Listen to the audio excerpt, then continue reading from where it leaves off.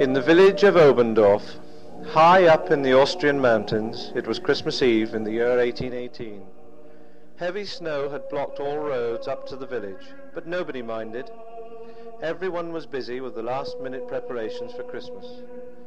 And in the church a mouse was busy eating his way through an old organ pipe, which had been made of leather. The organist, Franz Gruber, went into church to practice for the midnight service. But the organ would not play. The bellows would not work at all, and very quickly Franz knew why. He found the hole that the mouse had chewed, and he knew that it could not possibly be mended in time for Christmas services. The organ mender lived in the valley, and he could not get through the snow-blocked roads. Franz went to report to Father Joseph Moore, the parish priest.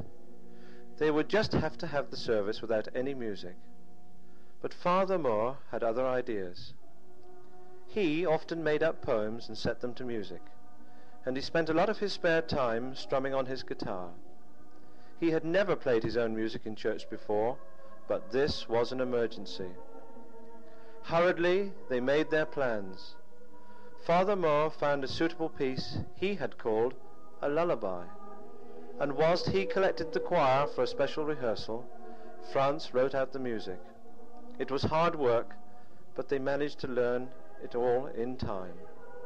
The congregation was delighted with the new Christmas lullaby, but very few of the people knew why they were listening to a new tune played on the guitar instead of on the organ. After Christmas, people forgot about the lullaby, and that could have ended the story. But it so happened that when the organ mender did eventually get to the village to replace the old bellows, he found a copy of the lullaby amongst a pile of music. As he tested the organ, he played the tune several times until he knew it quite well. As time passed, the organ mender forgot where he had first heard the tune, but he very often played it, and quite soon it was very well known in many of the small Austrian villages. It so happened that a group who travelled round Austria and Germany added the lullaby to their repertoire. They thought it was an old Austrian folk song, and they called it the Song of Heaven. In 1832, 14 years after it was first written, the King and Queen of Saxony invited the group to sing, and now the well-known Song of Heaven was sung in the royal chapel.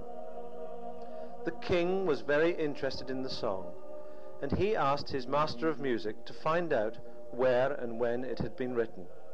It was not an easy task, but by a stroke of luck he found a man from Oberndorf who had sung the lullaby when it was first used for the Christmas services.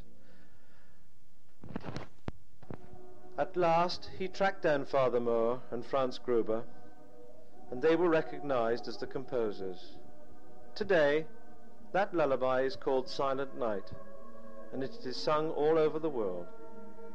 And now, as you hear it, just think for a moment about the hungry little mouse who ate the organ bellows and so made the young priest and his organist write this beautiful carol.